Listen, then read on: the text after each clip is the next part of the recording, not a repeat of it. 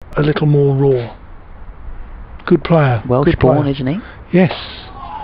This is driven out on the offside, a little bit fuller, straight up to mid-off, where the captain, Daniel Bell-Drummond, is there. Is no run. Surrey Middlesex. Yep, so they declared when points stopped. 3, 4, 7 for 6. Bowls, tucked round the corner, but there is no run. Surrey 137 for 2. Stoneman made 45.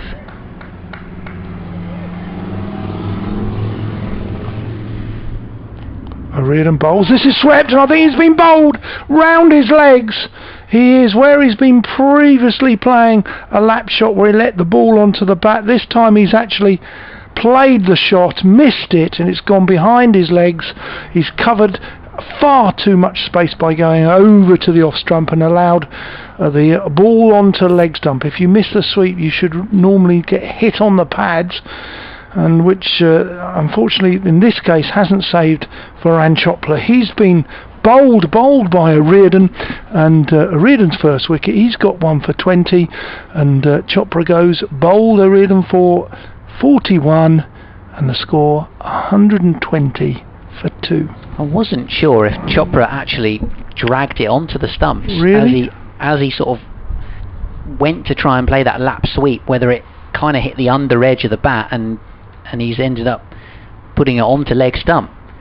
So, as you say, a shot that he was playing so effectively earlier on has been his downfall, and O'Riordan, the man with the breakthrough for Kent, unlikely man really to be the man that's going to strike and get the breakthrough, but O'Riordan, the off spinner.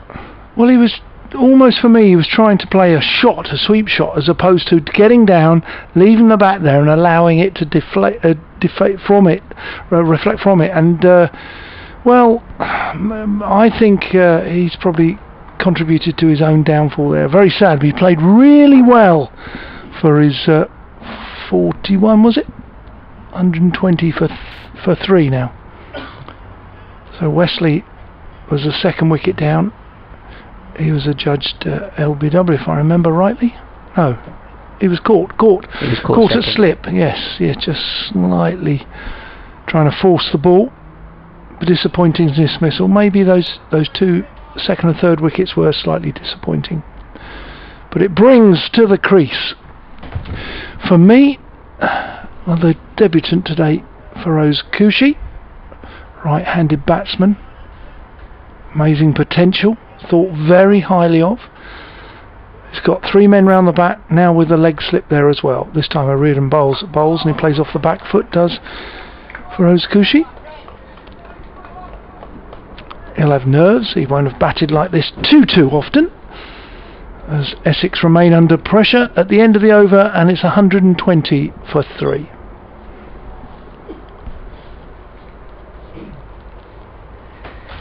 So 120 for 3 here. Elsewhere, let's have a little look. Took you through the Sussex Hampshire and then the Middlesex Surrey scores, so let's move out of this southern group. Warwickshire 283 for 6 against Northamptonshire, who were 142 all out. Yates made 88. Tim Bresnan's on 76 not out for his new county, as Grant Stewart is in and bowling to Brown. Back he goes and plays defensively back towards the bowler. Somerset bowling Glamorgan all out for 131. God, that's a substantial lead then. 5 wickets for Craig Overton. 165 runs the lead, actually match delayed due to rain, I think there. Is that the rain we might see a bit tomorrow? Potentially. Here comes Stewart, he stops in his run up. Worcestershire 171 for 1 against Gloucestershire, who were 267 all out, as Stewart is in and bowling. Punched off the back foot out towards cover. It's Kadri does the fielding. Mitchell, the one man to go for 80, and then Libby 73 not out for his new county. And then into the northern group, Lancashire up against Leicestershire, 322 all out Lancashire. Leicestershire 111 without loss at the moment. Ben Slater going very nicely, having joined, I think, on loan from Nottinghamshire. 72 not out for him, former Derbyshire man as well. full delivery from Stewart, driven up towards mid-on. The two Leicestershire openers going very, very nicely. Durham batting again, 38 without loss, having been 103 all out. Yorkshire then 199 all out. 38 without loss there, Durham. So Sean Dixon in for a second time, the former Kent man. Technically at the moment he is still a Kent man on loan, but will be joining Durham. Here's Grant Stewart in and bowling to Nick Brown here at Chelmsford, clipped around the corner, so he'll move on to 52 and take the Essex score on to 1-2-1 for 3, and then just to finally wrap up the scores elsewhere, Derbyshire 217 for 9 to Ploy, the South African, 111 not out. Apart from his century in Critchley's 45, it's been mostly single digit scores for the Derbyshire batsmen. Wickets shared between Jake Ball, Chubby Everson and Tom Barber, 4 knots, who look like they might have a lead of around about 100 runs if they can get that final wicket. So you're up to date elsewhere. Thank you for that. As Stewart bowls to the new man, Feroz Kushi. First time I've ever seen him in action in that warm-up game earlier on in the week, and then of course this is his first class debut. What a big moment. And his parents can't be at the ground, but sure enough they'll be watching or listening, I'm sure. Yeah, certainly so. A huge moment in a young man's career. Whether it's during this desperate times of the virus or not. 21 years of age, born in Whipps Cross. Leytonstone, that area. As Stewart bowls to him off the back foot, nudges it into the onside, and Brown scampers through to complete the single. And I think we were having a look at his stats the other day on Monday and Tuesday actually, and saw that he got 100 actually playing for Suffolk. He did. In September of Correct. last year. He played minor counties. I don't think he played the one game and got 100. It's not bad. No, not at all. Doesn't have an average. He got 42 not out in the second innings, so 162 runs without being dismissed in that game against Northumbria. Where was that played, did it say? Bury St Edmunds it was played. Yeah, yep. End of the over, 122 for 3, Essex. Looks like O'Riordan's going to continue. Famous ground that, actually, many moons ago. Essex were the away team for the NatWest Trophy against Suffolk, played there. Huge crowd as O'Riordan bowls tucked round the corner, but it is fielded and there is no run. Yeah, there was a crowd of about 5,000 to 7,000 watched Suffolk host Essex. Raymond East of Essex, of a legend that ended up playing and captaining Suffolk, as this time Koshi gets off the mark by driving to wide mid-on with the spin. So sensible cricket, good easy single, and he's up and running. He's got 2. Brown's on 52, score 123 for 3. Just the 2 men round the back for the opener Brown. Bat aloft, waiting. Bowls, well bowled by O'Riordan. A little bit straighter from around the wicket and played that down to short mid-wicket. It's played it with a straight bat, so all sensible, no risks. Bowls again, a little bit fuller. Smothered the spin, played out to the man under the lid, adjacent to the batsman Brown, no run.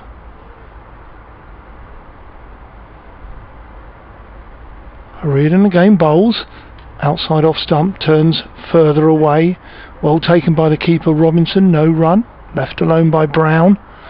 Brown's booking in for bed and breakfast. He knows this is an important and patient knock for Essex.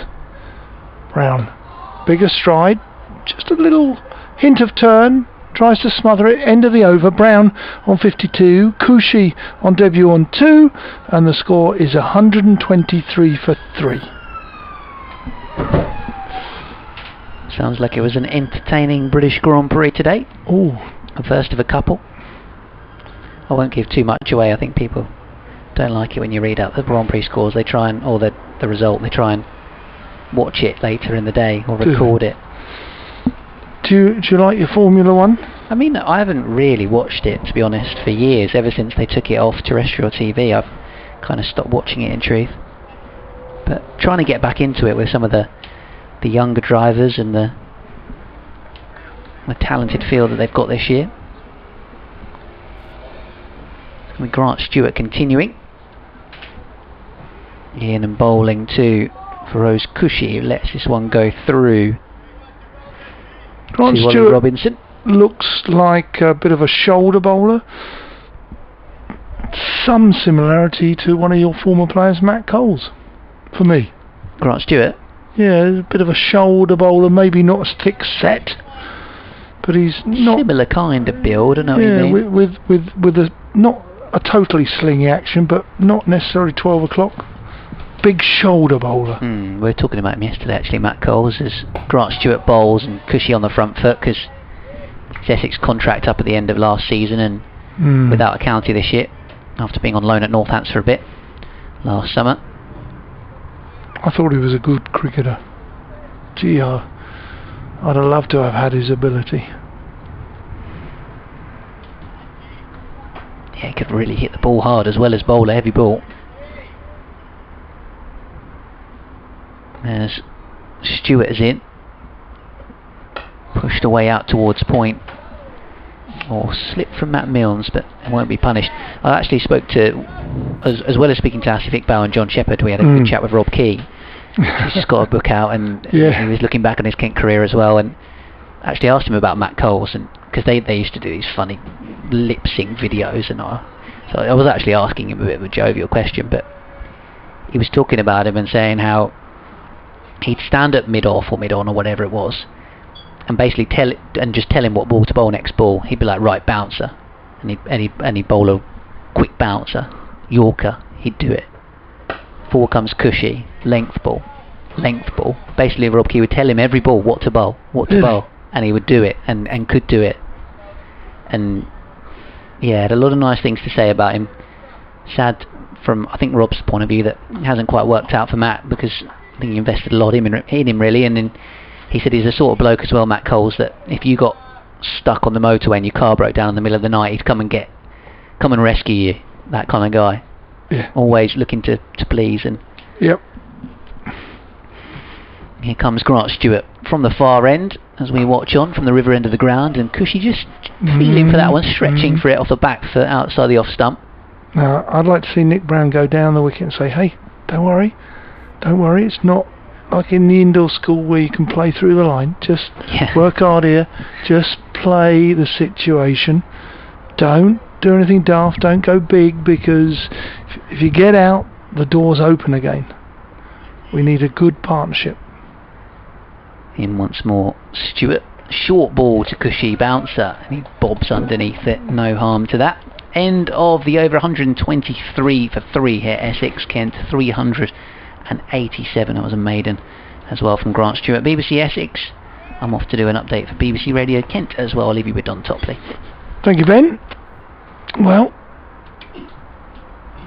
a little more sky than an hour ago. Clouds are not as grey, they're very white. And it's going to be O'Riordan to continue. Sun has gone to our right towards the pavilion, where I'm pavilion in the executive boxes. So O'Riordan round the wicket from the river end, bowls smothered by Brown. The bat pad dives and picks it up on the bounce. No run, no opportunity of a dismissal either. Bowls again. This time it turned. You could hear the enthusiasm from Stephen Keeper. Listen, it turned, but it was played with the full face of the bat. So well played, well bowled, good cricket. This is what we like to see. O'Riordan again bowls. Short, played into the leg side. A little bit too straight maybe, and Brown has gone across to off stump and takes the single. Goes down to deep square leg, where the fielders all now have to change because the right-handed debutant is about to face. What a great moment for his family. How proud should his family be. From the Leytonstone Whips Cross area, I believe he was born. Decent cricketer. He's been known about for a few years in the Essex age group system. And this could be a catch, and he's been given a bat pad. Cushy has gone back, he's tried to force it on the leg side, and in doing so he either got a glove or a thin edge onto his thigh pad and it ballooned in the air, and we have to say that the short leg dived full length in front of the forward short leg down the wicket on the adjacent strip and caught a miraculous catch. That's a good bit of cricket which results in the dismissal of Feroz Kushi. Essex are 124 for 4 and Brown remains at the other end watching on 53 not out. Well, Reardon gets another wicket, and that's that's great news for him. He's got 1 for 22 at the moment. Stewart's got 9 overs for 18. Great economy. This is Reardon's 8th over. Kushi out after 11 balls for 2 runs. Very, very sad to see him depart on his debut, but I'm sure he would have learnt a lot in those 11 deliveries. Well, you lose the lad on the debut, and in comes, walks to the crease, marches to the crease, is the veteran but the most fantastic selfless cricketer on the Essex staff, that is Ryan Tenderscarta. Valuable experience there, played for Netherlands, played out in South Africa. Just a terrific cricketer, whether it's red ball or white ball, and a very good human being. As Reardon bowls to Tenderscarta. Tenderscarta again smothers the spin a little bit like Chopra, doesn't allow the ball to bounce, but he gets a big stride in. So 3 men round the bat. They've brought the leg slip in as well. Played out on the offside for a quick single, and Tenderscarta scampering for 2, and he turns and calls and comes back for the second run. Great shot, quite full, just opened the face of the bat. Yes, against the spin, but it was that full that it was safe. Tenderscarta takes 2, and Essex have moved on 126 for 4. This is now a very important partnership, this 5th wicket partnership for Essex, and their chase for parity, which would be 387, but they're 126 for 4 at the moment.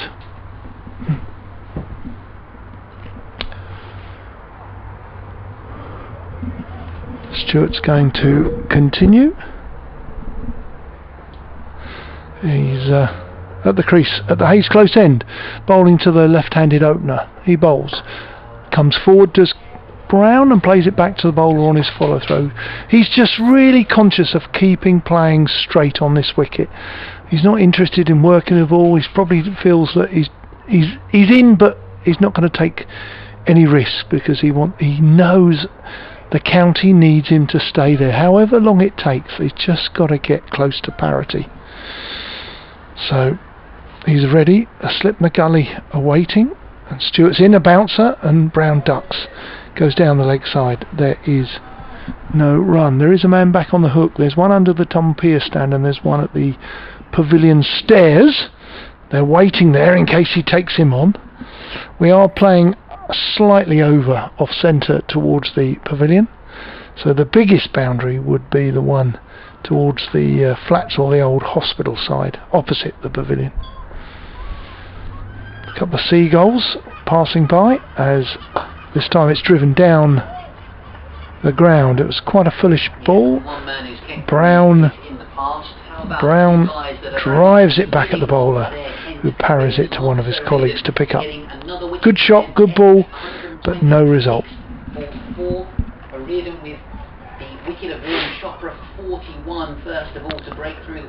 Slip in the gully. In fact, looking at the keeper, there's 3 helmets sort of behind him. 3 helmets. There's a big target. As Stewart bowls just down the leg side. Now, I'm going to have to look at the umpire. It's gone down the leg side. The keeper, Robinson, has dived to the right, and it's come off probably the thigh pads. Umpire Debenham signals leg by, so not a drop catch. It was parried by the keeper, Peter Bonetti, the late Peter Bonetti, would have been proud of that parry around the posts. So Ryan Tenderscarta is about to take guard, comes down, does a bit of gardening, has the bat resting on his shoulder, looks at the field, Well, it's a ring on both sides. Slip in the gully and a ring on both sides. Stewart in to Tenderscarta. His first ball from Stewart down the leg side. He's going to be looking for 2. That's gone quite fine. It's only 1. I think that came off the bat. Looking at the umpire, it did come off the bat. So 1 to Tenderscarta, 1 to Essex. Score 128 for 4.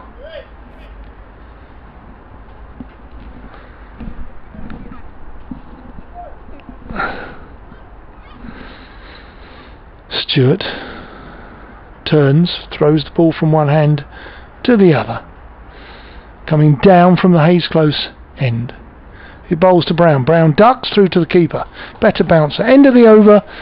End of Stewart's 10th over. 0 for 19. Great economical figures, and that also has 4 maidens in it. And the Essex score is 128 for 4. We can still welcome any emails. The email for the Kent email is, please, Ben, if you've got it. It's kentcricket@gmail.com. Easy one to remember. And Twitter? At BBC Kent Sport. Ours at Essex is at BBC Essex Sport and at Toppers Senior SNR. Welcome to contribute. We would love to hear from you. Cricket matches today, yesterday, anything to do with cricket, anything to do with your club cricket. O'Riordan bowls again. This time it's played off the back foot by Tenderscarta. Plays between cover and backward point, and they take a very quick single. Tenderscarta's played that ball particularly late off the back foot. Left-hander facing now. Slip in the gully. Turning the ball away, come from around the wicket. Smothers a spin. There's an ooh and ah, but really there is no danger for Brown. Plays it to the floor, and the man under the lid adjacent to Brown has to retrieve the ball. What a catch that was, by the way, from Jordan Cox a moment ago. Jordan Cox, the keeper. This time short wide. That's gone for none. What a great ball. That had 4 written all over. That was bound up with a bit of ribbon for a Christmas and Easter and birthday all in one. And let me tell you, who was that? Haino Kun. Haino Kun, yeah. Oh, he just saved 4 runs. This time better delivery, and Brown takes a single as it goes square of the man under the lid, and they take a single. Haino Kun just saved. That must have been hit like a rocket, and he's dived on the harder part of an old bit of square, and he's saved 4 runs. What a great fillip that is for the bowler. This time Tenderscarta plays off the back foot, plays it out with a bit of room into the offside, where Daniel Beldrum at mid-off cannot stop the single. Good cricket from Tenderscarta. I don't know if you're watching on the live stream. What I would say is that he's happily playing off the back foot to the off spinner. This time Brown drives into the leg side. He's looking for 1. It will only be 1 as deep square comes in, picks the ball up. They keep rotating the strike, and that is over. So Tenderscarta's moved to 5. Brown is on 55 and will take the strike. Score for Essex 132 for 4. I think we're going to see Darren Stevens just giving his cap to Grant Stewart to go take it off, put it the other side of the boundary rope for a moment. He's in a little chat with Marcus O'Riordan at the moment, gives him an encouraging pass on the shoulder as well. Beldrum's coming over to have a little chat with Stevens too, just as Ken having a rethink about the field. Yeah, what a marvellous catch that was from Jordan Cox to... What a marvellous catch. Dismiss Cushy, and then that fielding from... I reckon he loves fielding. Yeah, there was a slight irony when I was trying to just do that update. I got delayed coming to do the update because they were replaying some of that conversation that Matt and I had with Rob Key, so I was delayed from doing an update by myself, essentially. Well, is there a cricket programme on? We don't have a set programme, but we have been doing kind of regular long form interview chats on a Saturday afternoon, and they've been replaying some on Sundays as well. So it's just through lockdown, a lot of our feature interviews have been going out and that sort of thing. Lovely. A couple of slips in play then for Stevens, who's just got his hands on his hips at the moment. Ivan Thomas is out at deep point. He's got a cover. a mid-off and a mid-on, mid-wicket. In fact, second slip's being pushed out to more of a backward point or a gully. Where does he want him? Chat leading now in a gully, it looks like. Deep square out as well, so there's boundary riders on either side of the wicket. Stevens is in, bowling back of length, clipped away by Brown. A little bit short really from Stevens. And the fielder underneath the stand away to our right does the fielding. 133 for 4. Tenderscarta's on 5 from 5 and about to face up to Stevens. Brown, the glue holding the innings together at the moment. Cool. Well put. Well played as well, to a man. 56 for him. And Stevens is in. Cox at slip crouches. Tenderscarta almost did an extra movement of his feet as that ball arrived and he pushed it away into the covers. Waiting. Darren Stevens looking to fool a batsman out and use a movement that he can produce. The ball has Tenderscarta right forward playing this defensively. I've just spotted that. I think you might have referred to that couple that have got the umbrella out in their back garden and are peering over the top of the fence over on the far side. Yeah. I think they might be having a conversation with some of the Essex ground staff or staff that are leaning on the advertising hoardings over at that end of the ground as Stevens is in, bowling a delivery that was a bit short and wide really, and Tenderscarta's somewhat missed out on that occasion.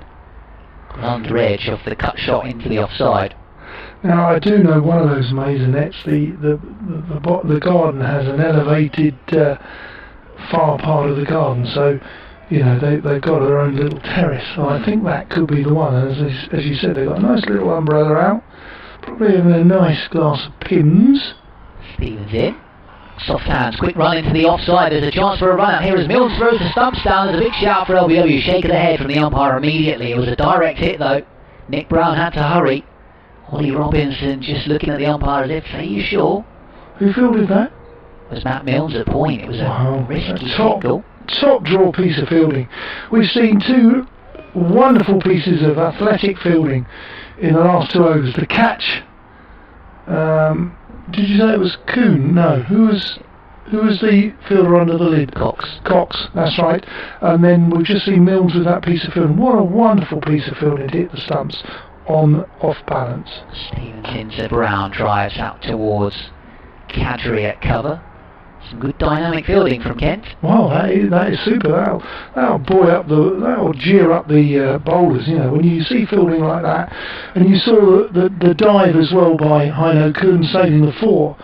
I mean, that just lifts the bowlers. So long may that continue. That was tremendous. The captain Daniel Beltran, the part-time captain. He's a very calm individual, Daniel. Very laid back. I'm sure it won't be flustering him at all. He's allowing O'Riordan to continue. The young off-spinner. Well, Leaning and Beldrum grew up together. They would have played each other a lot at age group level, Yorkshire and Kent. I remember them vividly. This time O'Riordan bowls has driven out into the offside, just with the face of the bat not opening too much, but dot ball. No worries. Tenderscarta vastly experienced here. Difficult to bowl that because he's not the biggest, and he's quite happy to hang back and give himself a bit of room. This time driven down the leg side, tried a little leg glance. I think it hit the pads. It was going down, but no run, no leg by. Short third man stops the single. Is that the Essex coach behind the arm now down at the Hayes Close end? Yeah, I think it might well be. Anthony McGrath. This time driven into the leg side with a spin, no run to mid wicket. Mike Watkinson on the email, titled In the Balance. Oh, what, as in this game at the moment? Yeah, very, very much agree. Mike Watkinson. This time's bowl played off the back foot and back to the bowl. Not Mike Watkinson, the old cricketer, Mike Watkinson. No, I don't think so. Formerly Lancashire. No, I think he's a Kent lad. Is he? Says proper cricket, how you've been missed. Hope you're enjoying the commentary this time. Driven a little bit fuller into the offside, well fielded by the former Derbyshire spinner Kadri. He fields well, is very well hit by Tenderscarta. Yeah, it's been a battle for both teams, batting and for the bowling. Kemp this time. Oh, there's a misfield and there's a quick single. That was Ivan Thomas. The ball's bounced at him. I think it span off an old end. He parried it. It burst his hands, and they go through for a single. Tenderscarta keeps the strike. Score now moved to 135 for 4. Tenderscarta 7. Brown 56. He likes his old Mike Watkinson of, where is he? In Kent. He likes the nature of the 4-day. Yeah, just getting an email as well from Russell Travers, who says a very good afternoon. Oh, he's watching the stream and listening in from Viken in southern Sweden. He's enjoying the relaxed pace of first-class cricket. Fantastic. He's in and bowling. Darren Stevens, Ollie Robinson up to the stumps. He also says, as Stewart Leary's collection of cuttings, photos, etc. is his stepfather, as I stored it for my mother, who subsequently passed. Stewart, as I'm sure you know, died in South Africa many years ago, and his effects were stored in our family loft. Wow. Doesn't want to throw away many interesting photos and newspaper cuttings. Yeah. And was reminded of it after seeing this afternoon's feed. Someone cut away by Tenderscarta for a single. Says if the club's interested in receiving some of the cuttings and photos, he's happy to make arrangements. I'll forward that on, Russell. Thanks for your email. Absolutely. My parents collected cuttings, and I've done that as a parent as well. I think it's quite important, really, actually. When you're in the moment, you as the person don't really worry about it. But it's nice when someone recollects or brings it out, or you remember. Darren Stevens in once more. Clipped around the corner by Nick Brown, who's moving on to 57 now from 167 balls. 8 for Tenderscarta up the other end, 137 for 4. Absorbing, that's a good word to describe today's play.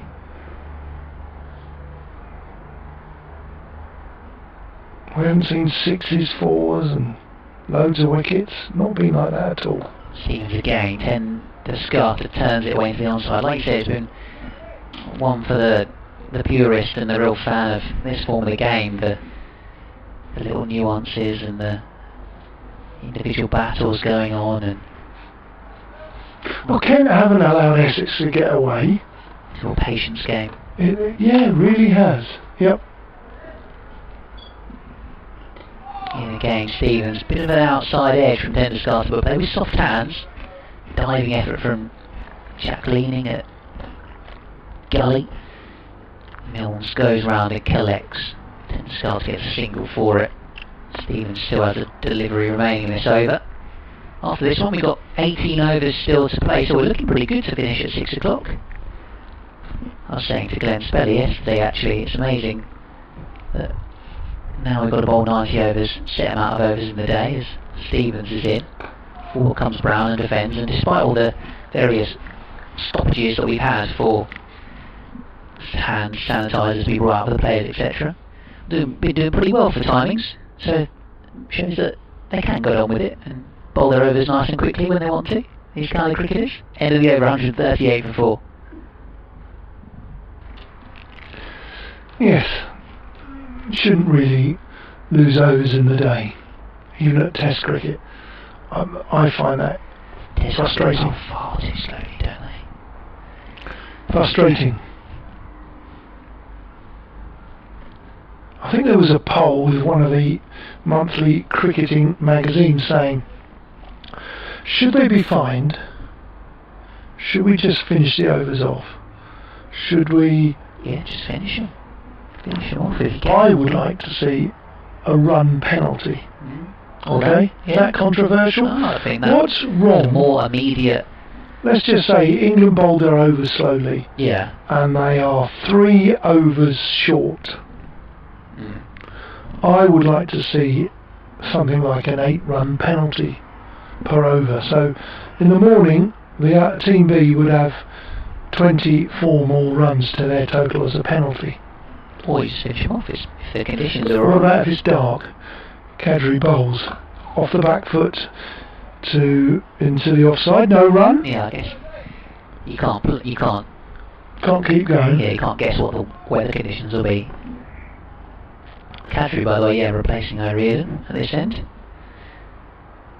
The river end, where we're perched at the top of the river stand. Kadri bowls short, played into the leg side. There is a quick single as mid-wicket dives to stop the ball. He can't, and it goes down to long on for a single. One more to the total, one more to Tenderscarta. A little bit of pressure on Kadri here, provided by his teammate, because Mark O'Riordan, having hit 42 earlier on in the day, got a couple of wickets. He's been the man of the day really for Kent, and Kadri will know that Kent are probably not always going to pick 2 young lads capable of bowling some off spin, so he has done an excellent holding job though. 7.2 overs, 2 maidens, none for 13. So he probably helped create the pressure that led to O'Riordan's joy. So the ball well was one after the other really, and seems rotating the other end. Short, punched off the back foot straight to mid-wicket. There is no run. Good looking shot. It was just a tad short. Certainly been clearly used to his bowlers from Bell Drummond, despite the fact that we said he's a junior when it comes to captaincy. Gives it a bit of air this time. Brown drives and it's gone into the offside. They're looking for 2 and they will take 2 as the ball really goes towards the picket fences, and there's an potential overthrow, and there is. That's a big throw, but it's gone straight over the keeper Robinson, where the other gentleman who's on the opposite side of the ground patrolling the boundary has to go round and retrieve the ball. So an overthrow, 3 for Brown. He now moves on to 60. Tenderscarta's on 10 and the score 142 for 4. Frustrating that, because Grant Stewart put in a real shift to stop that from going for 4, and then he's given a run back with a bad throw. Kadri bowled into the leg side, hits the feet of the man standing under the lid, which was Jordan Cox, who just took a terrific catch at that pad to get the wicket. It was short, that one from Kadri. I think O'Riordan was bowling with a good flight and was bowling a good length. Yes, just get it up there. He's in bowls. This time outside off stump it may have turned, but Tenderscarta's shouldered arms and ensured the ball won't go anywhere near the stumps.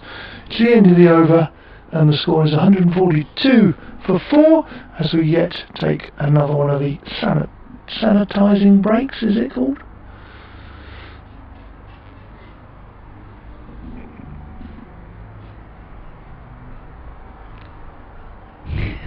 Mike Watkinson's been back in touch. He says, remember CFAX? I do remember CFAX.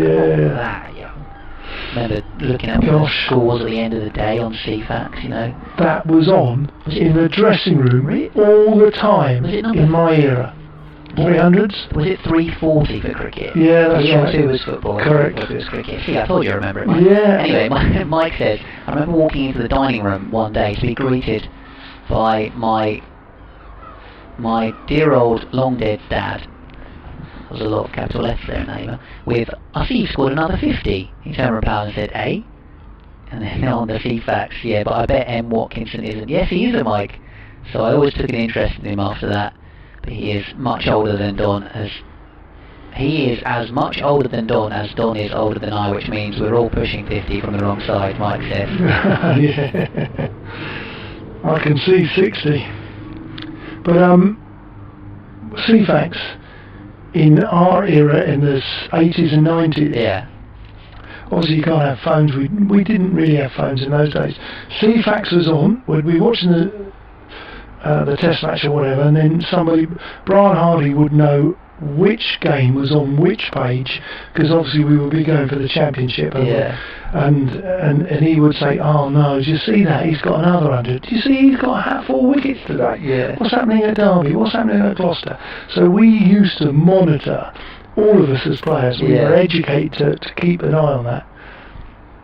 Yeah, very much so. I think that's some Saturday. I definitely one Saturday afternoon, if not more. I just sat there and watched the football scores, kind of as it flicked from one page to the next. Stevens, slip in a gully, otherwise more or less a ring on both sides. In bowling to Brown, down the leg side, good take from Ollie Robinson. Yep. Sticking a right hand out, diving away to prevent any buys after Brown had a little flick at it. He's 60 not out, 10 for Tenderscarta, 142 for 4. Still the sun shines down on the county ground here at Chelmsford. You can say the sun shines on the righteous. Well, that too, but we've taken a step back from the front now. shining on Darren Stevens as he runs in and bowls, and Brown off the back foot punches it up towards mid-off. Benjamin Shackleton in getting in touch on kentcrew@gmail.com. He says he's currently cruising along a canal cheering on Kent. What a wonderfully English thing to be doing on a Sunday afternoon. Got any idea? Canal, listening to the cricket. That's delightful.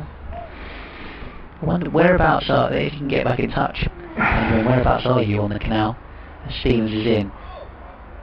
Think about a quickly run single for a leg by, but Reardon was in quickly to prevent it. Joe Dilworth, I think it's a fella, has really enjoyed the commentary this afternoon.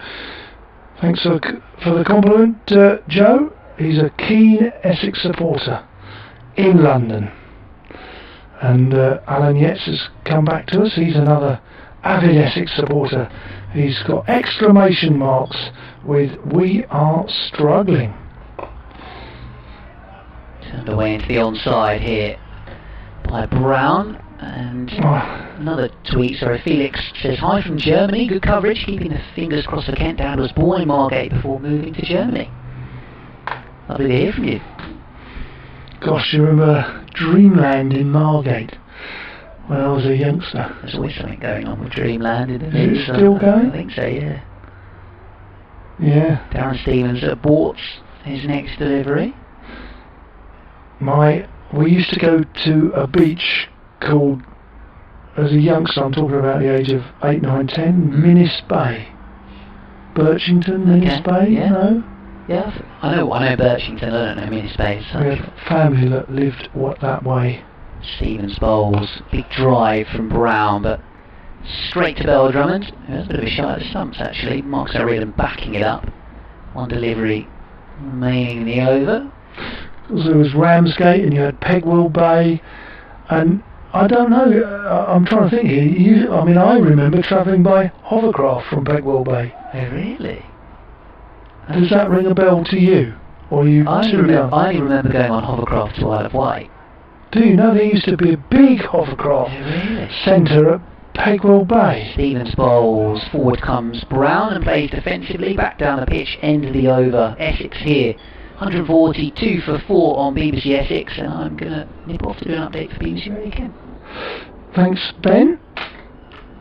Delighted to have you here, BBC Radio Kent, BBC Essex, a dual broadcast, joint broadcast maybe, of the day 2 of the Bob Willis Trophy, the 4-day shortened championship contest for this summer. And we sincerely hope everyone listening is well, safe, enjoying the live streaming and the commentary as Kadri bowls. Decent delivery this, on a length. Tenderscarta, even the Ryan Tenderscarta has to come forward to that delivery. Happy to stay back, but he did come forward to that delivery. Very full indeed. Slip in a gully, slip in a bat pad on the leg side. Kadri bowls. Smothered, almost caught bat and pad, which goes out into the wicket on probably about a metre away, no chance of a dismissal. But the keeper was blind, but he did yelp. Oh no, nearly. Well bowled, good over so far. He's certainly bowling a little bit fuller to Tenderscarta. This time Tenderscarta comes forward. They haven't got a bat pad in, that would have been interesting, but it goes into the ring on the offside for no run. Yeah, I'll say it again, this is a super over. He's bowling fuller, making sure Tenderscarta comes forward. Tenderscarta previously was happy to hang back. Bowl short, punched into the leg side, quite square, goes out to deep backward square for just the 1 run. Fielded in front of the boundary, square of the wicket. Tenderscarta picks up a run. He moves to 11. Score 143 for 4. And the Essex opening batsman, the left-handed Nick Cook, is facing on 16 not out. Fielders change for the left-hander. We're all ready. Kadri comes from around the wicket, bowls, short and wide turns, and goes wider. Not a wide, but left alone.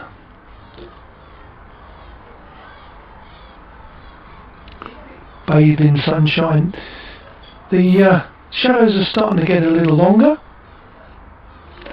Kadri bowls, short, punched in the offside. That will be 1 run, as there is a scout in front of the pavilion on the offside. Brown takes a single, and that is the over. The score has moved on to 144 for 4. As they slowly move for the bowling at the other end, I'll see if I can get some scores up. Be good. Scores up around the houses, waiting for it to load. Just the 2 helmets out there behind the keeper now, so they've lost 1 off the park. In comes Darren Stevens. Bowls, and he's bowled him! It's a drag on, I think, from Nick Brown. Nick Brown is absolutely mortified by that. He's gone for a big drive, and I think he's edged Darren Stevens onto his stumps. I'd like to see the replay, but Brown will go for 61. Bowled Darren Stevens after his patient knocker, 176 balls for 61. He's gone. At the other end, Tenderscarta still there on 11, and the score is 144 for 4. So disappointingly for Nick Brown, he's worked so hard. He looks dejected, and wow, his team would have been so pleased with his efforts, but to get out just then was a little bit of a disappointment to his dressing room, and in particular Nick Brown. Well played though. Right, quick look at the scores. Lancashire made a decent 322. Leicestershire in reply are 143 for no wicket. Azad and Slater are going well. Slater's got 87. Azad, not a name I know, on 52. Durham, Yorkshire, well, Yorkshire made 199, and they had a first innings lead. And in the second innings, after batting and making 103, Durham are 52 for 1. So they're up against it a little bit, but batting well in their second innings. 96, they bowled Glamorgan out for 131. And in their second innings, Somerset are 26 for 1. So there's a healthy lead brewing there. Sussex, Hampshire. Sussex made 176. Hampshire made 153. And in Sussex's second innings, with a lead, they're now currently on 101 for 3. So they're starting to build a bit of a lead there, 3 wickets down. Worcestershire, Gloucestershire. Gloucestershire made 267, and Worcestershire 190 for 2 in reply. Right, the fall of the wicket brings to the wicket Adam Wheater. Adam Wheater plays on the front foot.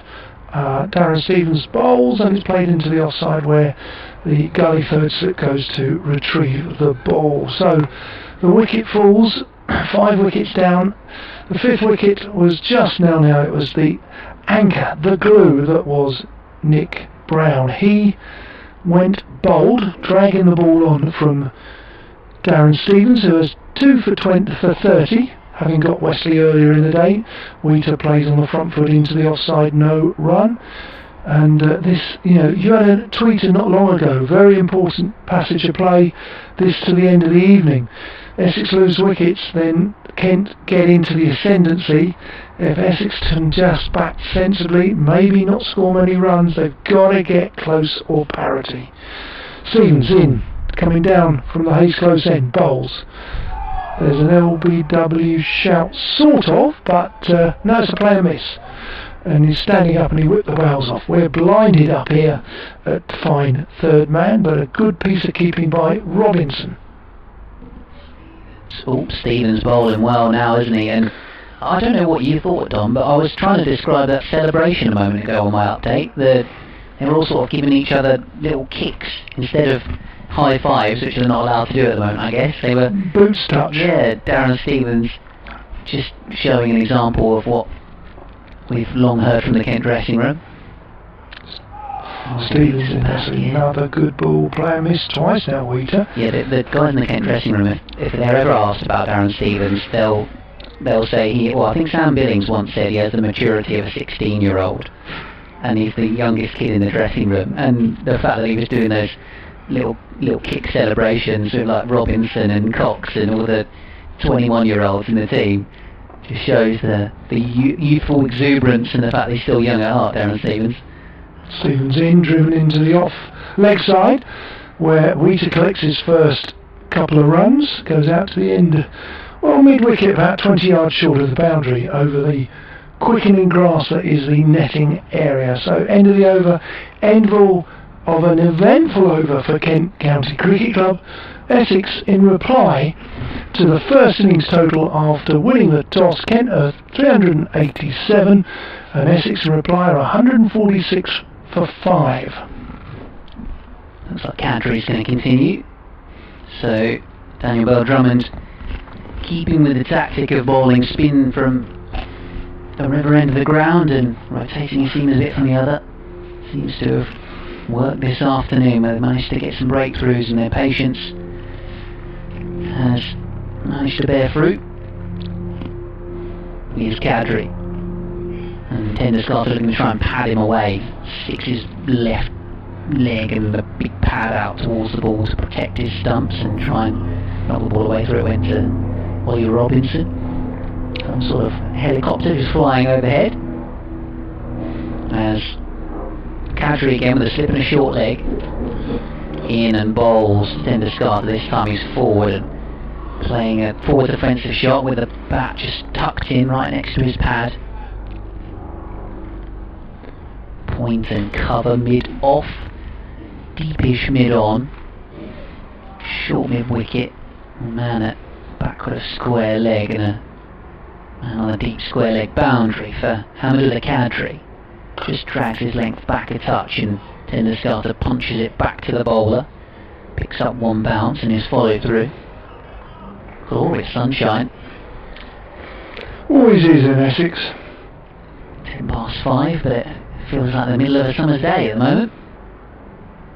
Only clue the length of the shadows from one of the floodlights that's just being cast behind Darren Stevens in his position at slip as forward comes Tenderscarta again, almost doing his impression of Varun Chopra, getting that back knee almost on the floor as he's playing defensively against Cadry, whose figures 9.4 overs, 2 maidens, none for 18. He's been really tight, helped to keep the pressure on and create things for his partners up the other end, really, as this one's softly played into the onside. Tenderscarta wants a single. Ellen Wheater didn't even leave his crease, he wasn't interested.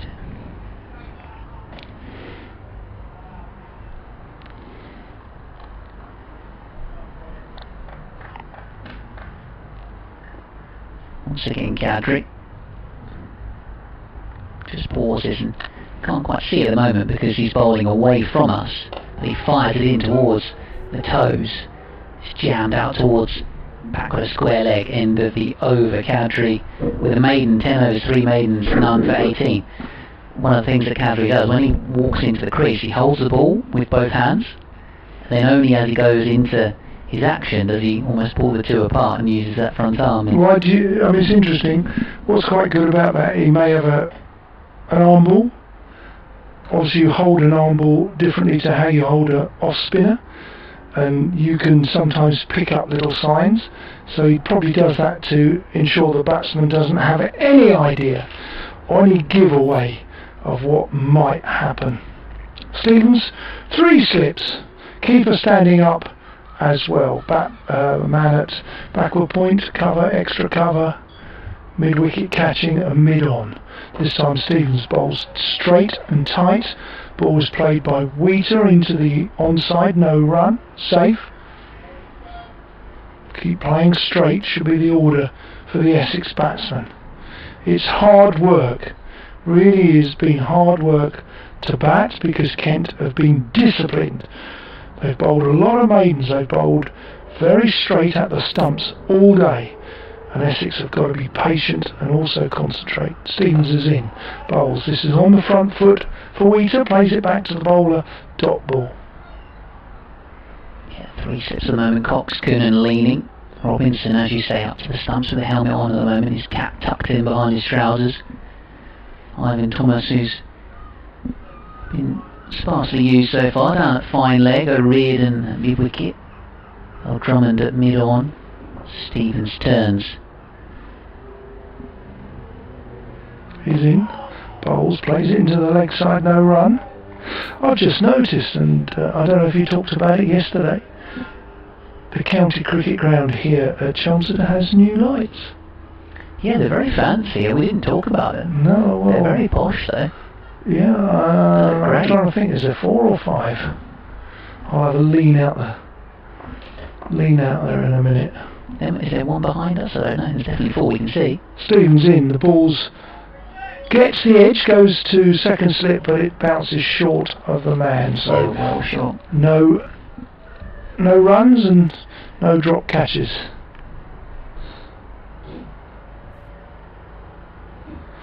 Yeah, text from very smart looking. a young gentleman by the name of Tim Spelling suggesting, "Come on, Darren Stevens," because Tim Spelling lives in Essex but is very much a Kent man.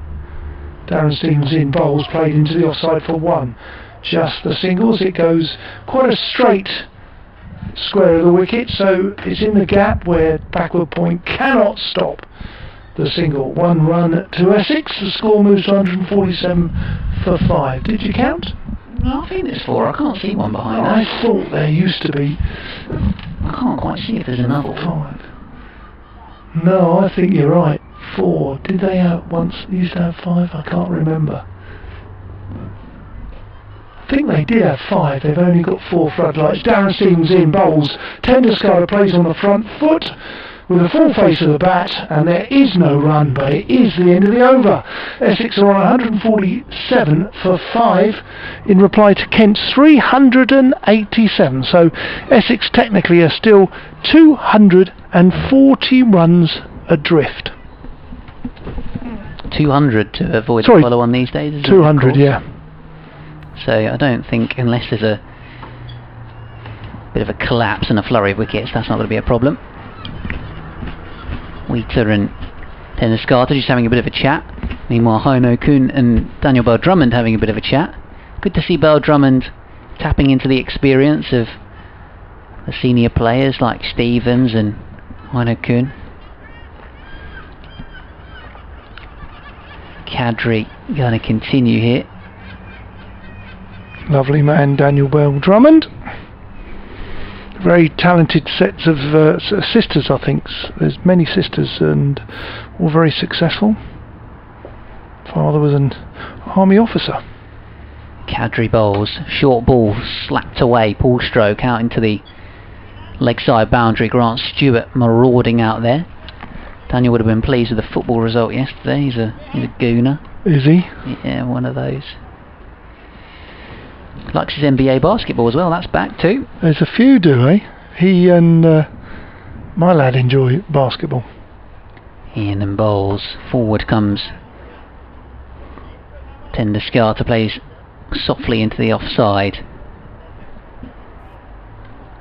Just having a conversation with Milnes, who's maybe saying, I've got maybe I think he wants a couple of overs in me, yeah, if you want. I think he might follow Darren in. Kadri once more. Little steps up to the stumps and then pretty full delivery, which is jammed back in his direction. I was almost tiptoeing into the crease there. But yeah, you might be able to see the two arms are together and he holds the ball, clasps it in his hand, only at the last minute.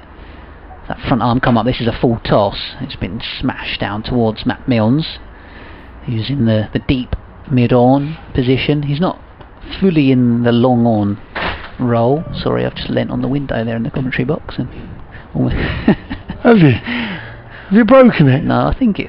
Who do we send the invoice to? BBC Radio Kent? No, I'm joking.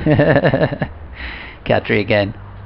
I forgot I had it open, and as a result of... They probably had a deep clean, so it's probably the first time it's been cleaned for about 20 years. That was just popped away on the onside. No run taken. Wheater's there on 4.12 for Tenderscarta, 149 for 5 as Kadri, with one ball remaining. And his 11th over is in. Bowling just nudged into the hands of Jordan Cox at short leg end of the over. His figures 11 overs, 3 maidens, number 20. And we've got 10 overs left in the day, I think. Can I set you a question? Have a look. How many maidens have you guys bowled? How many? Quite a few, haven't they? Let's have a little look. He might have gone for a few times. He might have gone for a 1 and over or a 2, but 19, I make it. You've bowled 19 overs out of? 19 maidens out of 62. That's a fantastic ratio. Eh? Yeah, that's good, isn't it? That's not far off 1 in 3, almost. Yeah, aside from Thomas, who's going at 5 and over from his 5 overs, O'Riordan's just dipping under 3. Stevens in. Hayes close end, bowls. Tenderscarta comes forward, there is no run. O'Riordan just dipping under 3, then Stevens at just over 2, and then Kadri, Stewart and Milnes all under 2 and over. Well, I haven't looked at the bowling figures, but I just sense there was maiden after maiden. As I said to you, as a bowler or as a captain, Keith Fletcher don't want you to gamble for a wicket. Bowl a maiden, that creates pressure. Stevens in, outside off stump, ball taken by Robinson, standing up. No run, no wicket, nothing on that ball because Tenderscarta didn't need to play it. I'd maybe suggest Essex could be a little bit more aggressive against the young spinners, but they've bowled pretty well in general. And then if you try and be a bit too aggressive against Darren Stevens, as we saw what happened to Nick Brown, he was so patient, patient, then tried to play the shot and dragged it onto his stumps. Stevens in, bowls, playing a miss. He's staying in his crease because the keeper is up at the stumps, whereas probably against Darren Stevens most batsmen would bat good foot outside the crease because you can afford to. Yeah, I was telling you a bit about my younger playing days earlier on, saying about playing for Tunbridge Wells when I was about 7. Then I started playing adult cricket about 12, 13. Stevens is in, outside off stump, left alone, well bowled, well left, no run. So this was for my dad and my uncle, my granddad's village team called Lie. And Lie, and I think when I was 14 I was in the first team for Lie, this village team, and opening the bowling, and the keeper would stand up, and so I'd be coming in with the new ball. At this point my hand wasn't really big enough to bowl with the adult sized ball, but would just swing. I couldn't really control it at times, so I would swing this ball around, keeper up to the stumps. It's always good fun. What did you swing? Away swing? Yeah, away swing when I was younger, and then... Good. Did you do it naturally? Did you get coached?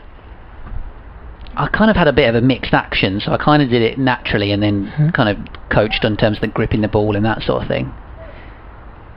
These days I kind of don't do it as much. I've tried not to bowl with such a mixed action because it screws you back a little bit. But Stevens bowls, played into the offside by Tenderscarta, who holds his post, holds his pose. That's the end of the over. Essex have moved. Well, it's another maiden over, so that's the 20th, is it? Yep. According to my maths. Very good, I don't doubt your maths. 20 overs out of... I doubt my maths. 63?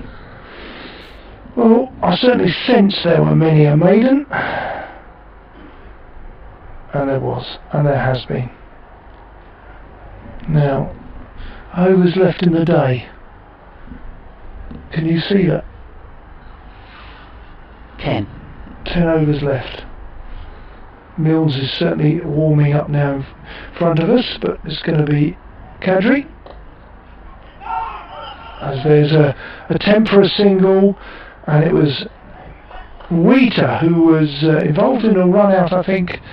He ran himself out at Canterbury in the friendly, and he also ran himself out, I think, at Frinton Saturday week ago, and he certainly turned down the single as Tenderscarta was interested. Yeah, it was Kadri who ran him out, but off his own bowling, wasn't it?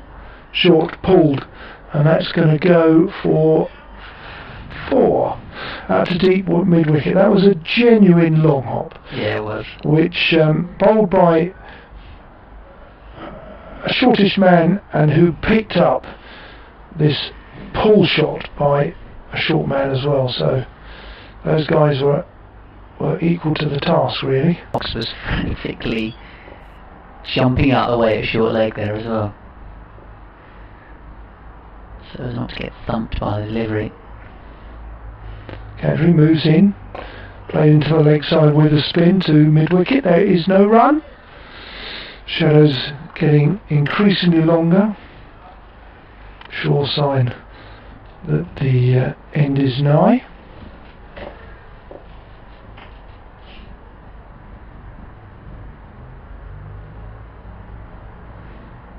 Kadri bowls, played in to the leg side where the short leg does the fielding, and he fields well. One bounce for Jordan Cox. He can pick up on his left hand.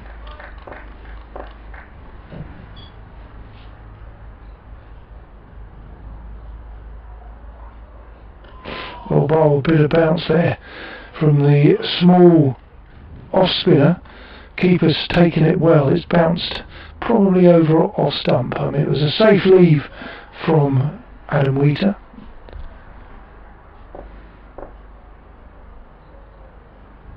Kadri in, past the umpire, bowls. This is driven into the offside, in the gap. That's going to race away for 4. It was a bit of a half volley just outside off stump, and it was caressed through the offside. So Wheater picks up a good shot from a goodish ball, and he also picks up another boundary from a ball that wasn't so good, a rank long hop. He moves to 12 in fact, 12, and Tenderscarta's got 12, and the score 157 for 5. Yeah, Kadri's figure's taking a little bit of a dent in that over with the 2 boundaries, now 12 overs, number 28. So yeah, 157 for 5. Stevens has still got ball in hand. Matt Mills is going to have to wrestle it out of his mitts if he wants to have a go, one would suggest. I think that might be the end. Will that be the end of Cowdrey for the day? Kadri? I said Cowdrey. I literally did say Cowdrey there, didn't I? That'll be the end of Kadri for the day. We've had a few comments about that, but all's well.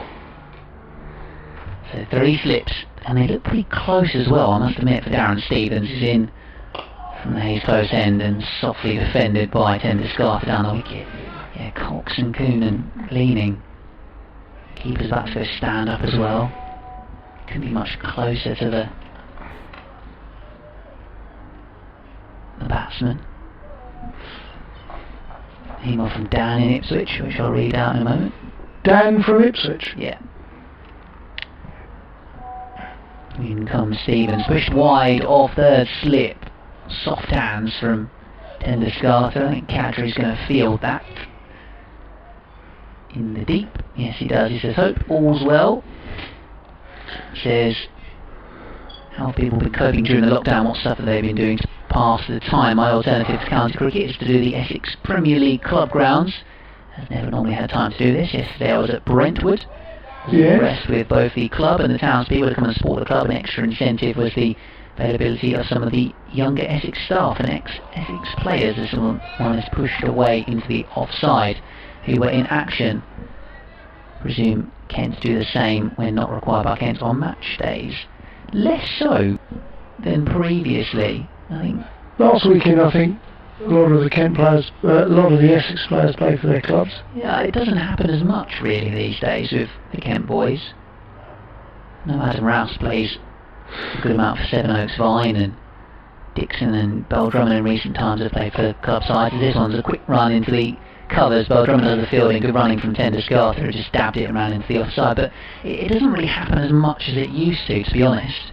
I used to remember when Neil Dexter and Robbie Joseph were assigned to Tunbridge Wells, and you would see them down the Neville on the Saturday. But it really doesn't happen as much.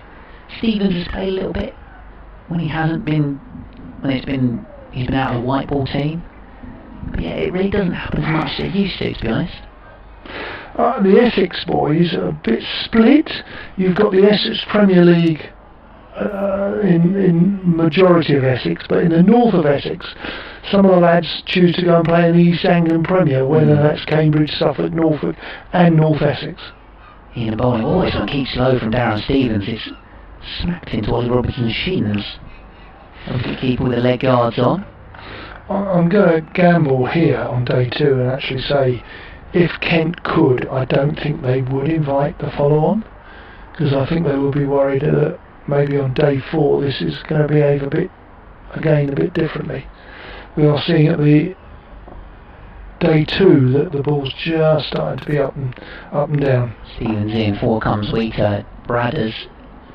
Mike in Norfolk says, enjoying the coverage. The long shots are a great innovation. I think there are some longer camera angles, perhaps, that he's referring to. As an Essex supporter, I remember a magnificent partnership between Tenderscarta and Wheater against Gloucestershire at Colchester in 2011. We were 5 for 55 when they came together. Don't know why I said that the Australian way. The morning session ended in bizarre circumstances. Ryan played and missed at the final ball before lunch. He turned on his heels and walked off. The umpire took this as a sign that he nicked it and gave him out. When Tenderscarta realised, he spoke to the umpire, he reversed the decision. After lunch, they smashed the bowling all over the place and put one over 200. I remember it. I do. Since he mentioned that, it was a bit of an incident. Yeah, it was. Yes, and of course a lot of the press at the time were waiting around to find out what actually happened, and you know, what should have happened and what did happen and what shouldn't have happened. But yeah, there was controversy. Yeah.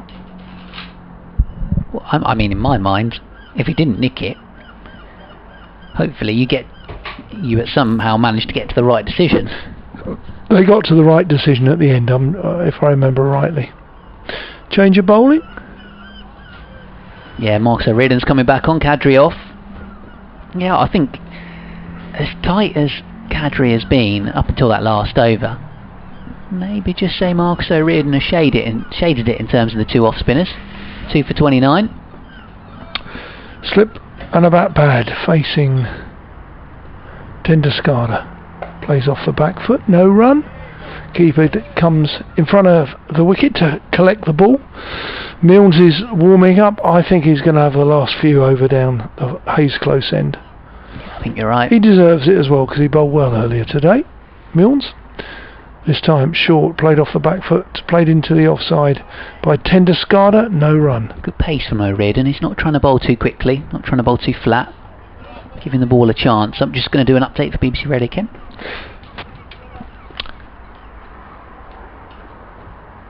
O'Riordan in, right arm over, gives it a bit of air. Tenderscarta drives out to Beldrummond, who fields very well at mid-off, no run. Good bit of fielding, good shot, good delivery. No run.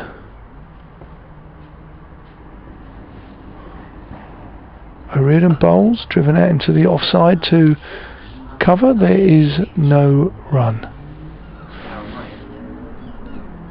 A few people on the balcony in the flats opposite to us, the retirement flats. O'Riordan bowls, hits the thigh pad, misses the bat, just goes out on to the wicket, where bat pad picks it up and returns it to the bowler.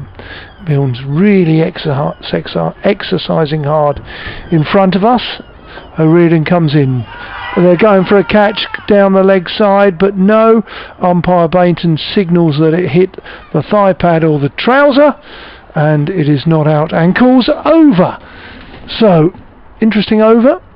Maiden over again. I think without looking, I think that's the 21st maiden of Essex's innings. Kent can be rightly proud with the way they've made Essex work for all the runs today. Score 160, slow going. This is still the new scoreboard or electronics. I can't read where the 7 overs remain, but it doesn't tell me how many overs are gone for the day. Does it? Sorry, it doesn't say. 65 have gone in the Essex innings. Where did you get that from? On my laptop. Oh, right, there you go. We're socially distancing, so I can't look on your laptop. We're a good 1.5 meters, 2 meters away. It's been a very enjoyable day with your company. Ben?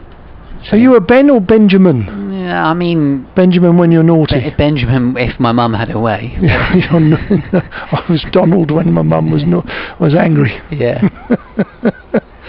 Amongst other names.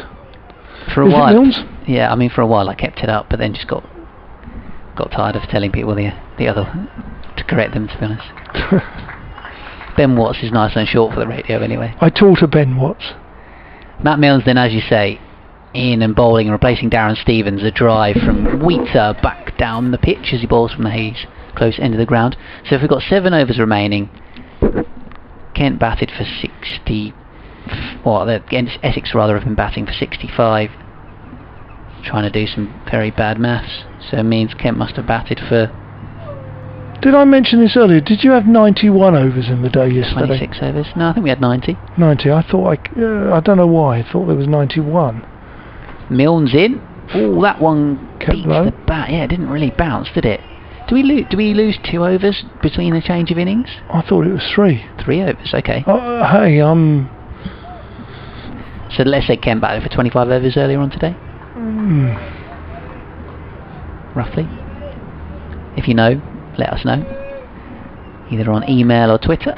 kentcricket@gmail.com. At BBC Kent Sport.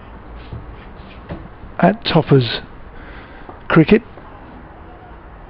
Senior. Senior, sorry, yeah, Toppers Senior. In comes Milnes, driven by Wheater, but not crisply enough to beat any of the fielders. Straight to Daniel Bell-Drummond.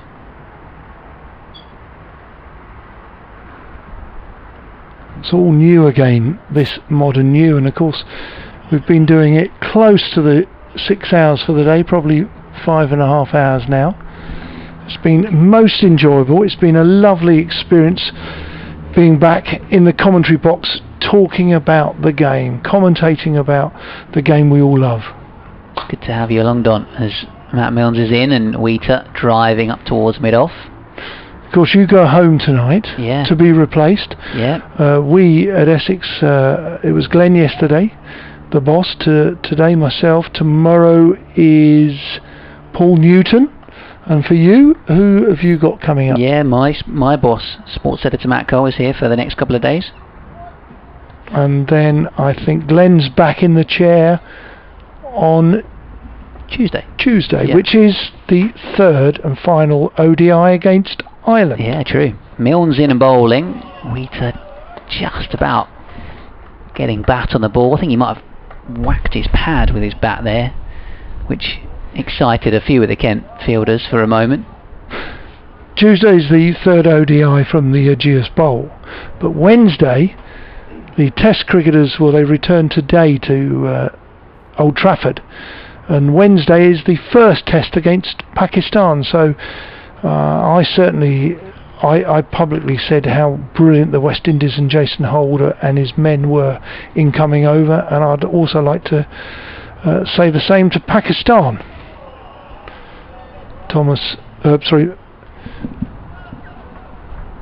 Milnes bowls and the ball is played into the leg side. No run.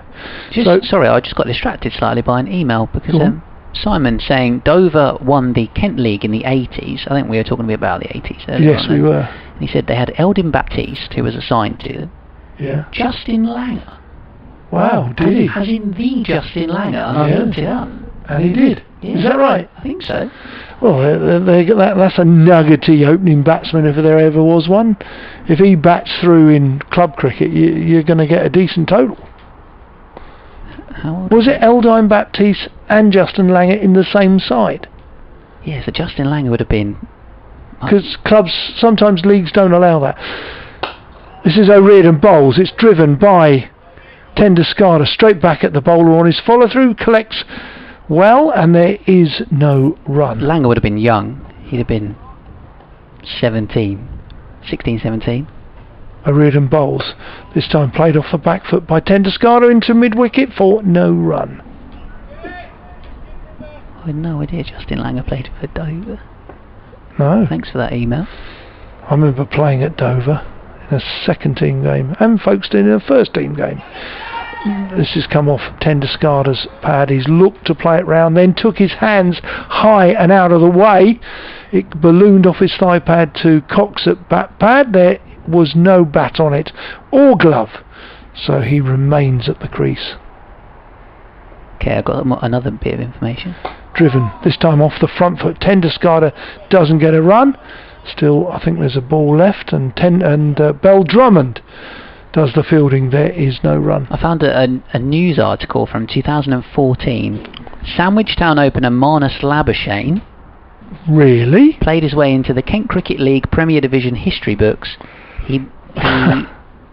His 54 runs took him to 1,033 runs, the most scored in a season in the competition. He beat the previous best of 1,012 runs scored by fellow Aussie former Test batsman Justin Langer for Dover in 1992. Blimey. It just shows you these world-class players of today.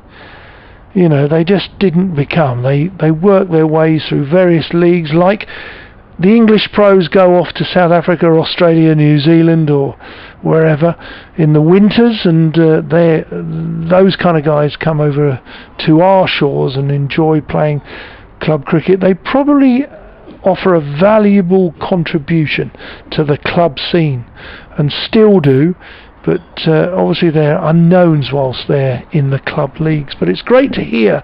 So Justin Langer, Eldine Baptiste, Marcus Labuschagne all played in the Kent League those years ago. Marvellous.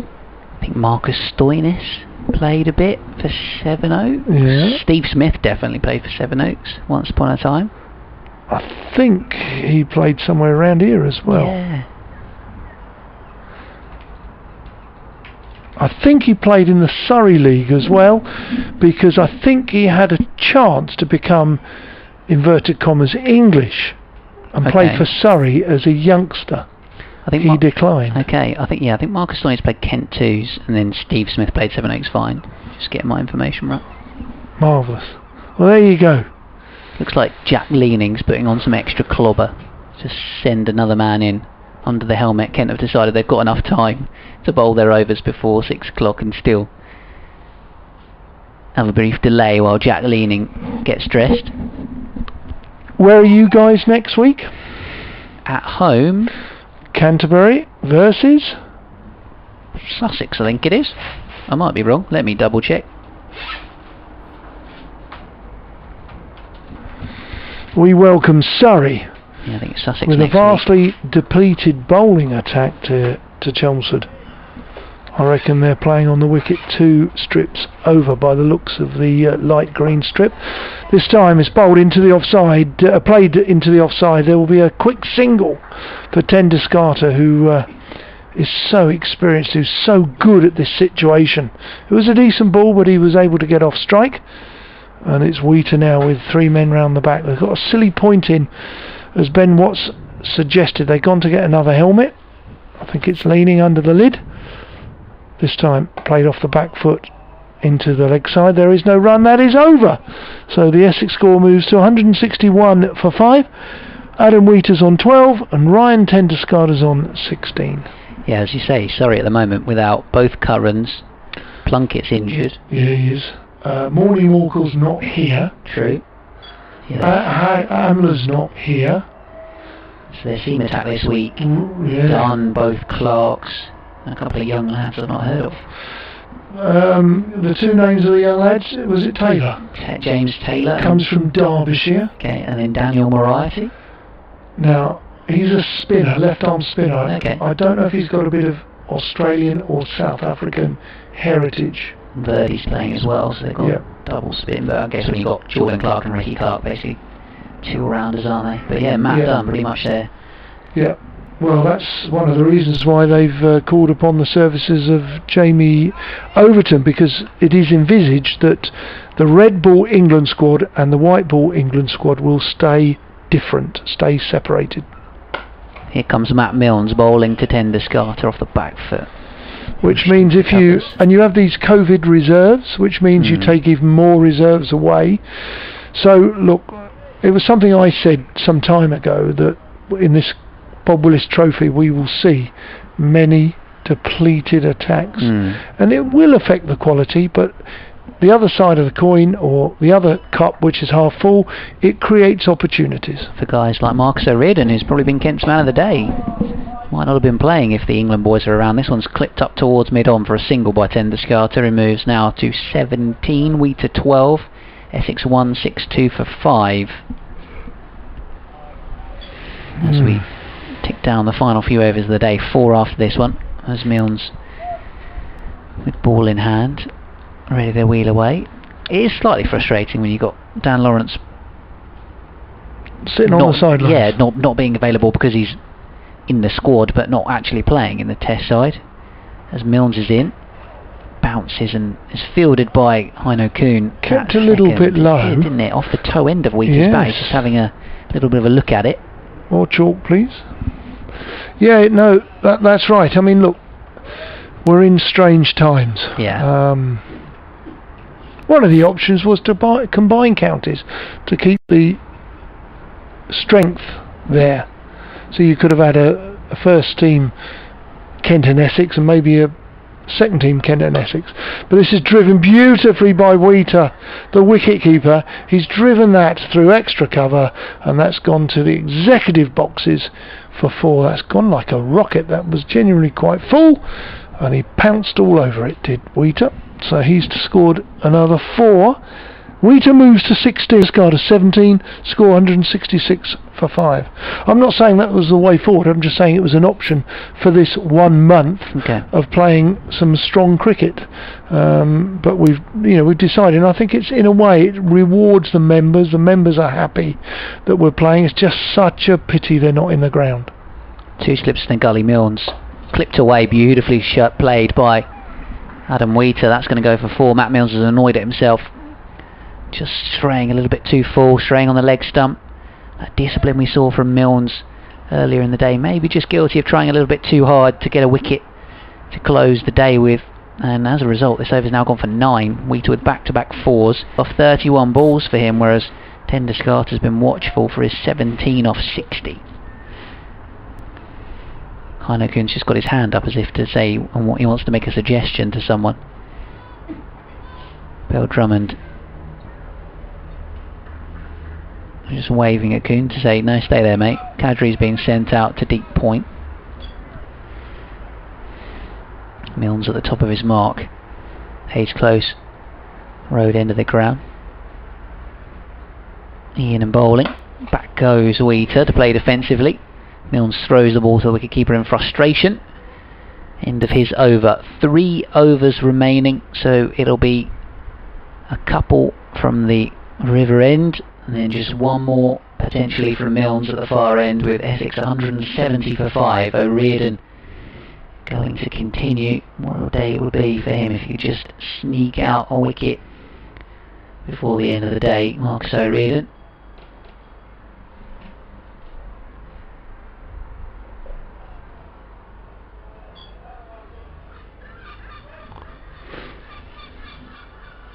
Seagulls are hovering. Normally they like a little bit of the rubbish that might be left behind, but there's no rubbish because there's not been any spectators, sadly. Hope you're enjoying the coverage. Here we go. It is O'Riordan bowling. It's short, it's cut, and it's probably bounced a little bit off Tenderscarta's gloves. It's gone down, There was an ooh and an ah, but there was no chance of a wicket. Well bowled, but a dot ball. 3 men round the bat. Comes in, bowls, played off the back foot into the vacant, front inside, square leg really, just in front where they take the single. Tenderscarta comes off strike. He moves to 18, Wheater's on 20 and facing, score 171. Don't change the field much. You want to try and get Wheater and Tenderscarta on the front foot. Dead ball. Wheater's not ready. Have to bowl that one again. Just fiddling with a piece of his kit. Short leg and a silly point and a slip in play. Drummond having a little word with O'Riordan. The former Kent captain, David Fulton's standing in the corner. He's working today. Yeah, he was here yesterday as well. O'Riordan bowls. Played into the leg side. Kuhn does the fielding at short mid-wicket, no run. He's got young lads that play quite able as well. Decent level of club cricket, I think. Bowles, good delivery, drags him forward. And the ball's played into the leg side, no run. Wheater coming forward that time. Just seeing that Tim Bresnan with a century on his Warwickshire debut. No, really? Wow. Off the back foot, Wheater plays into the offside, that is no run. Kadri does the fielding. It's just been dismissed for 105. What a day for him. He bowls, it's very full driven and driven off the fielder at silly point for no run, end of the over. And that O'Riordan 13 overs, 2 for 31. Milnes 13 overs, 1 for 30. Went for 2 boundaries last over from the seamer. Wheater has 20, Tenderscarta has 18. And in reply to Kent's 387, Essex 171 for 5. So 2 overs remaining in the day then, here on BBC Essex, BBC Radio Kent. It's going to be Milnes to continue from the far end. Seem to have got a flurry of emails that I've managed to miss. So Philip Bailey, Langer played for Kent second 11 in 1992 as well, so he was aged 21 at the time, as Milnes is in and bowling and pushed away into the covers by Tenderscarta. So yeah, 21 was the year he played for Dover. Benjamin Shackleton says, sorry, we've been off the boat doing some locks. We're in Birmingham, just cruised past Edgbaston. He was our man on the canal listening in to us earlier on. Barry Marchant, hovercraft, you're quite right. Hover Lloyd operated the beautiful SRN4 from the world's first international hoverport at Pegwell Bayers. In comes Milnes and it's pushed out into the covers. To anyone who has not travelled, it's the most thrilling experience. 35 minutes across the channel, what's not to like? Thanks for the commentary. As an old bloke of 84, I'm very happy to sit in my sitting room in 5 Oak Green. He says, look it up on your map. I know where that is because I grew up in Paddock Wood, Barry, so I know exactly where you are. Says, sitting in my sitting room in 5 Oak Green, supporting my county, being fed drinks and biscuits by my lovely wife. Life's not that bad. Lovely to hear, Barry. Here comes Matt Milnes, 2 slips in the gully. Firm square drive or push drive from Tenderscarta out towards a deepish point where Kadri was looming. 1 run taken, and then Mike Watkinson back. Says, on balance, slightly Kent's day. What do you reckon, Don? Oh yes, no, agreed. Blimey, it was Essex's morning, but Kent have been tenacious. They've been... look, we're not going to bring back the crowds with this cricket, but you might go on to win a cricket match. This is very important day's play. Bowls again. Milnes pushed away by a Wheater. This pair look like they're trying to shut up shop now for the day. 20 for Wheater, 19 for Tenderscarta. I'm going to try and cover a couple of emails or texts. Look, if Essex get bowled out lunchtime tomorrow, you're going to have a significant lead. Yeah, that's true. You would assume so. You could afford to bat the rest of the day and play a few shots. I don't think 320 is gettable batting fourth. driven down the ground by Wheater, could stop by Grant Stewart scurrying across at mid-off. And I'm not so sure you would enforce the follow-on if that was an opportunity. So I think Kent will bat, but the rain could mess up any plans. What's the weather forecast for Chelmsford tomorrow? It could really upset this game. If this was played over the 4 days without any interruptions, this could be a cracking game of cricket. BBC forecast says it's looking fine tomorrow, as this one, Wheater plays off the back foot into the covers. Just looks like sunny spells on the BBC forecast for Chelmsford tomorrow. So with 1 over left, they've got to come out and have a sanitising break. Apparently so. Otherwise we were due to finish before 6 o'clock, which is almost unheard of. Gosh. There we go. Any other emails from you? Text? I think we're all good on the emails for now. Twitter? Let me have a double check on the tweets.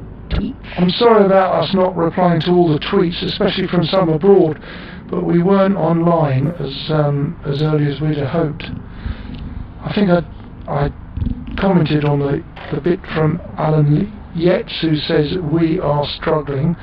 Yeah, a little bit. Look, there's a long way to go, and Kent have fought back bravely after it being Essex's morning.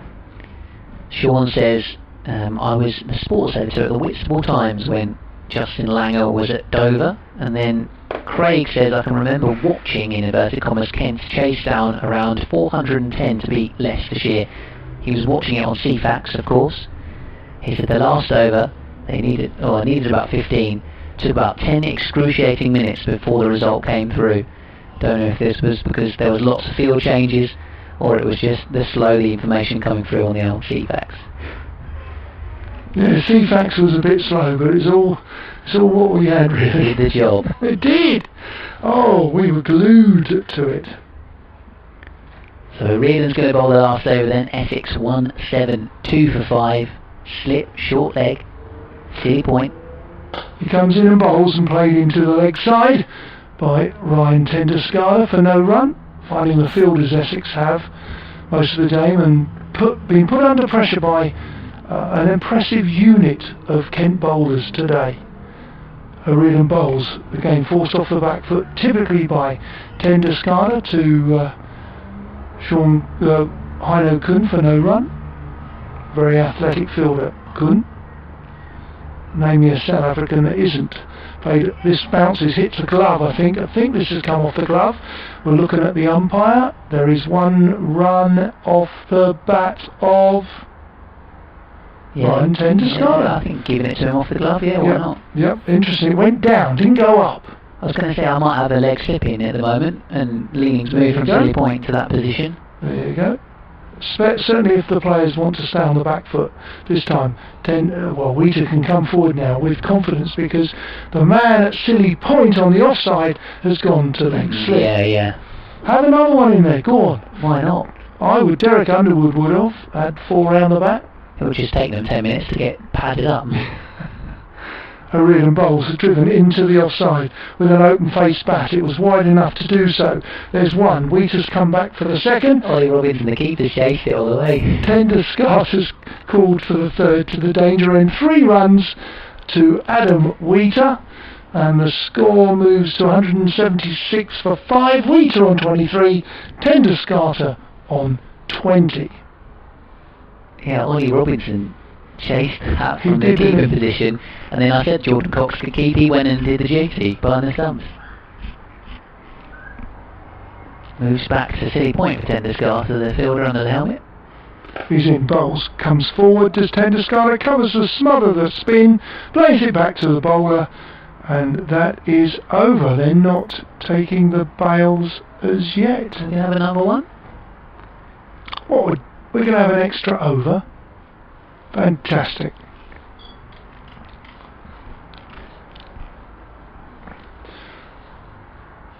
Someone's taking the kit off. Leading going to have a bowl. He's certainly taking his shoe pads off. The 3rd offie of the day, if he does. 3rd off spinner of the day. There you go. I've seen him bowl. He's behind the other 2 younger off spinners. has bowled for Yorkshire, bowled for Young England. As I said, his father used to be the goalkeeping coach at Manchester City. Did he? Yeah, something like that. Yep, goalkeeping coach. Yeah. In the 90s, the 90s, I think, maybe in the 2000s. He, the other Ollie Robinson, along with Daniel Bell-Drummond, Reece Topley, Gubbins. I could give you some other names. They all played together in the same sort of England pathway groups, south of England, north of England. So we went on a number of tours with other parents, lovely folks. Yeah. I think, if my memory serves me right, his mother was a bank manager. Father a goalkeeping coach. So slip in play, short leg. Just Jordan Cox under the lid. Deep square leg. Country on the 45. Mid wicket. Mid on mid off. Cover. Deep point as well. 176 for 5. The last over of the day. As in comes Jack Leaning. Drops away into the onside. Played softly by Wheater. So Philip says 90 overs is the minimum amount of overs you're allowed, hence why we've got another one here. Leaning in once more.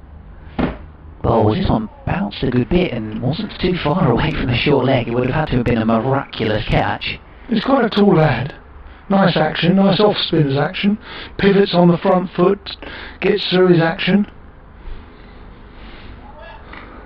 God, I do genuinely believe that's a good signing for Kent this winter.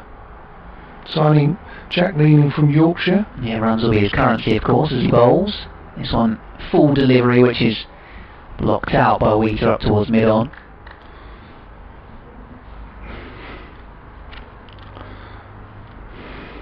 Final 3 balls of the day. Unless I think we can sneak in another one. I think Kent is just trying to delay proceedings so they don't have to bowl another one.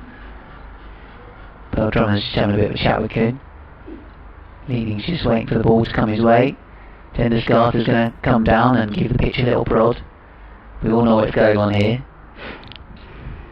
Bit of kidology, bit of professionalism, slowing down the game, trying to make sure this is the last over. Essex don't want another over. Don't Kent do really either by those things. As Leaning's in, this one again defended into the ground and pops away on the onside. Coon throws it back to the wicketkeeper. Darren Stevens chucks it to O'Riordan at cover before it gets its way back to Leaning. 2 balls left. We've still got, well, just over a minute until 6 o'clock as Leaning's in and bowling, and this one's defended by the batsman straight back to the bowler. He's going to have to walk slowly back to his mark here. Wheater's going to come down the pitch and give it a little prod.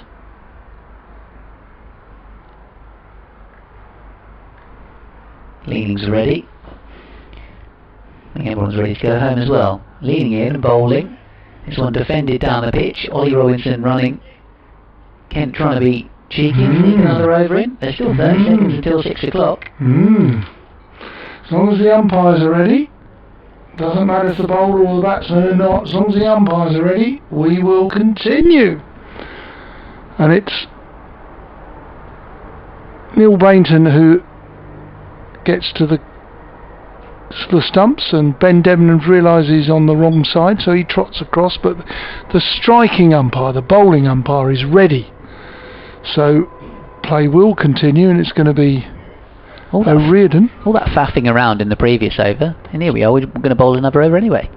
He comes in, bowls to Tenderscarta, who looks for the quick single, takes him on, and he gets there. Well run, Ryan Tenderscarta. 1 more run to him, and the total 177 for 5.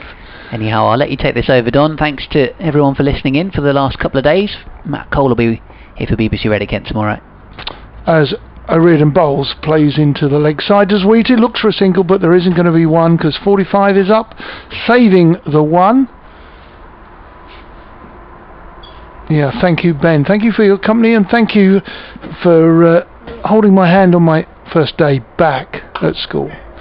As this is played into the offside of the back foot, Daniel Beldrum can't stop the single. That's well played by Adam Wheater. Just happy to play on the back foot. You want to get these two particular players playing on the front foot against the spinners. They're happy playing back. O'Riordan round the wicket to Tenderscarta. This time the bowler, I think it's Milnes, is 5 yards in closer, which stops Tenderscarta take the single. Good cricket awareness, because Ryan Tenderscarta is very good at doing that. Milnes in again, bowls short, played into the leg side. There's going to be one as the ball goes out to the pavilion boundary square of the wicket. One more run to Tenderscarta again off the back foot. He's just so good. He sort of forces you to bowl the pitch up ball, because he eventually drives you. This time Wheater looks to force the ball in the leg side, and that is the end of the over and the end of the day's play, the second day's play here at the county ground, Chelmsford. Essex, well, it's been hard work because Kent have made it hard work for the host county. Essex are 179 for 5, and that is in reply to Kent's. Well, eventually they were bowled out for 387 just before lunch, and just before lunch, Essex lost their first wicket, that of Sir Alistair Cook. Recap all round on this second day play. Kent made 387. Heino Kun was dismissed second ball of the morning, LBW to Porter for no added score, so a marvellous 140. There were decent knocks from Grant Stewart, and especially Marcus O'Riordan. He batted really well for his 42. Milnes made 19, and the tail didn't really wag. Porter was the most successful, 4 for 107 of 26 over. Cook bowled 21 overs, 2 for 70. Quinn 23.3 overs, 1 for 76. Harmer picked 2 in the tail for 2 for 110 of 28, and Ryan Tenderscarta didn't bowl today, 6 overs, 1 for 14. And then in reply, the Essex innings, well, Alistair Cook only made 8. He was LBW to Milnes, who bowled impressively before lunch. Wesley was caught at slip off the bowling at Stevens, a bit of a swish for 13. Chopra was bowled by O'Riordan for 41, played very well. The debutant Kushi, well, he made 2 before he was splendidly caught at bat pad on the leg side. It was a diving catch off pad and glove. And Nick Brown, well, he was the glue that held the Essex innings together. He made a very, very patient, valiant 179 ball 61. In the terms of the bowling, Milnes has been impressive. Kent have been impressive in there. They've tried to bore Essex out in many respects. Milnes 14 overs, 1 for 31. Darren Stevens 17 overs at the age of 44. He opened the bowling as well, 2 for 36. Grant Stewart 10 overs for 19. Quadri, the off-spinner, the first off-spinner, 12 overs, 0 for 28. Thomas the seamer, just a simple 5 overs, no wicket for 25. O'Riordan, the second off-spinner introduced, 15 overs, 2 wickets for 38. And Jack Leenan bowled 1 over at the death, where he bowled 1 over, 1 maiden. Many, many maidens have been bowled by Kent today, and it's been that kind of a day. It's been attritional cricket. I found it absorbing. It's been an absolute pleasure. It's been a pleasure to have the listeners today. It's been a great thrill to have all the emails. Thank you on a personal note for the welcoming back. It's delighted to be here, and it's been delighted to have the company of Ben Watts. He says good night. I will say good night, and I wish you a very happy evening.